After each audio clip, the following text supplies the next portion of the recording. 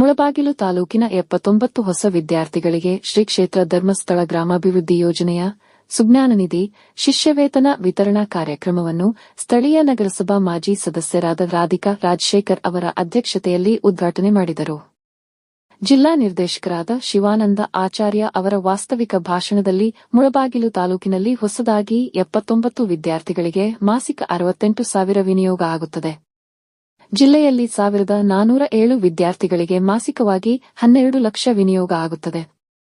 ರಾಜ್ಯದಲ್ಲಿ 52,000 ವಿದ್ಯಾರ್ಥಿಗಳಿಗೆ 38 ಕೋಟಿ ಪ್ರಸ್ತುತ ಸಾಲಿನಲ್ಲಿ ವಿನಿಯೋಗ ಆಗುತ್ತಿದೆ ಎಂದರು. ಕ್ಷೇತ್ರ ಶಿಕ್ಷಣಾಧಿಕಾರಿ ರಾಮಚಂದ್ರರವರು ಸುಜ್ಞಾನ ನಿಧಿ ಶಿಷ್ಯವೇತನ ಮಂಜೂರಾತಿ ಪತ್ರ ವಿತರಣೆ ಮಾಡಿ ಸ್ಕಾಲರ್ಶಿಪ್ಗೆ ಆಯ್ಕೆಯಾಗಿರುವ ವಿದ್ಯಾರ್ಥಿಗಳಿಗೆ ಶುಭಾಶಯ ತಿಳಿಸಿದರು. ವಿದ್ಯಾರ್ಥಿಗಳು ಏಕಾಗ್ರತೆಯಿಂದ ನಿಮ್ಮ ಭವಿಷ್ಯ ಉಜ್ವಲಗೊಳಿಸಿಕೊಳ್ಳಿ.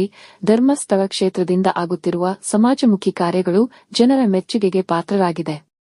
ಕೋಟ್ಯಂತರ ಭಕ್ತರನ್ನು ಹೊಂದಿರುವ ಏಕೈಕ ಕ್ಷೇತ್ರ ಎಂದರೆ ಅದು ಧರ್ಮಸ್ಥಳ.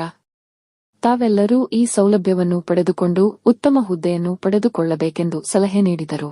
ಈ ಕಾರ್ಯಕ್ರಮದಲ್ಲಿ ಜನಜಾಗೃತಿ ವೇದಿಕೆ ಅಧ್ಯಕ್ಷ ವಾಸುದೇವ್, ಸದಸ್ಯ ವಿಶ್ವನಾಥ್ ಕುಮಾರ್, ನಿವೃತ್ತ ಡಿಡಿಪಿ ವೆಂಕಟರಾಮಯ್ಯ, ಎಸ್ಡಿಎಂಸಿ ತಾಲೂಕು ಮೇಲುಸ್ತುವಾರಿ ಸಮಿತಿ ಅಧ್ಯಕ್ಷ ನಾಗೇಶ್, ತಾಲೂಕು ಯೋಜನಾಧಿಕಾರಿ ಹರೀಶ್ ಕುಮಾರ್, ವಲಯ ಮೇಲ್ವಿಚಾರಕ ಮುದ್ದಣ್ಣ, ಹೇಮಾವತಿ, ವಿದ್ಯಾರ್ಥಿಗಳು, ಪೋಷಕರು ಹಾಜರಿದ್ದರು.